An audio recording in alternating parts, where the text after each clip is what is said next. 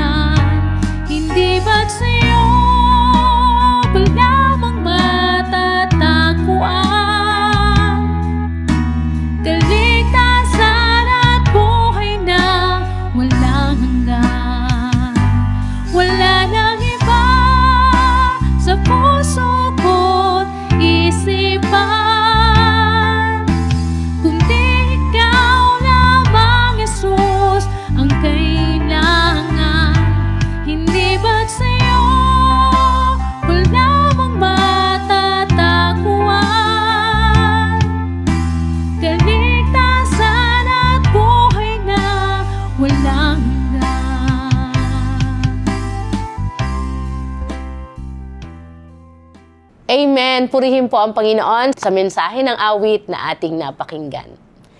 Abba Father, the other name of God. Ang ating pong topic sa araw na ito. First, let us define ano ba ang ibig sabihin ng salitang Abba. Abba is the defining term for Father in the Aramaic language na binigkas ni Jesus at ni Pablo as an intimate term to characterize their personal relationship with God. It is also a term of reverence for bishops and patriarchs within the Coptic, Syriac, and Ethiopian churches. Sa New Testament po ay matatagpuan natin ang mga salitang ito na mismong ang Panginoong Hesus ang nagwika. Sa Mark chapter 14 verse 35, ganito po ang sabi, "And he will said, Abba Father, all things are possible for you. Take this cup away from me. Nevertheless, now what I will, but what your will." Karamihan po ng version sa Bible ang ginagamit ay ang salitang Abba Father, except sa Good News Translation na ang ginamit naman ay My Father o sa Tagalog ay Ama, Ama ko. Binanggit din ni Apostle Paul ang Abba Father sa kanyang liham sa mga taga-Romans at Galatians. Sa Romans chapter 8 verse 15 sa English, ganito ang sabi niya, "For you did not receive the spirit of bondage again to fear, but you received the spirit of adoption by whom we cry out, Abba Father." Sa Galatians 4:6, ganito naman ang sabi, "And because you are sons, God has sent forth the Spirit of His Son into your hearts, crying out, Abba Father." Sa wikang Tagalog, ang salitang ginamit naman ay Ama, Ama ko. Ang mga salitang ito ay nagpapahayag ng malalim na koneksyon at relasyon ni Jesus na anak ng Diyos at ni Pablo bilang isang matapat na alagad o apostol ng Panginoon. It is a term of endearment ng isang taong mayroong malalim na relasyon sa Panginoon.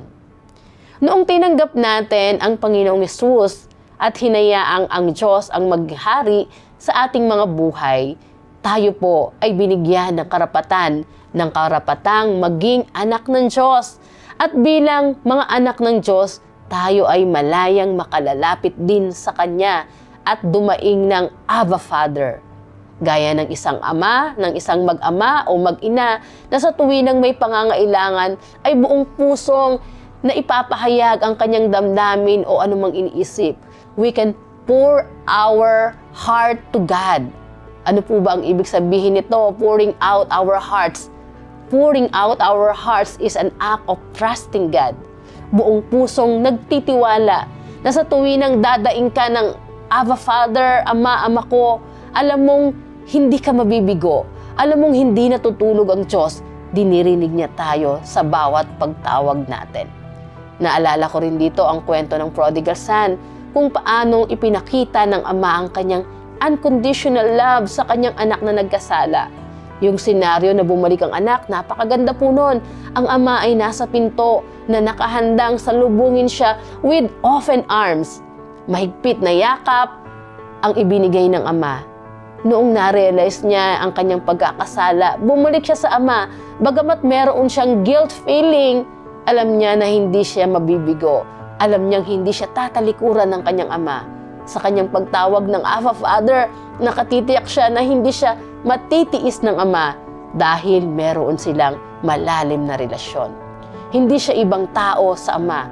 Siya ay anak, nagkasala, subalit nagnanais bumalik.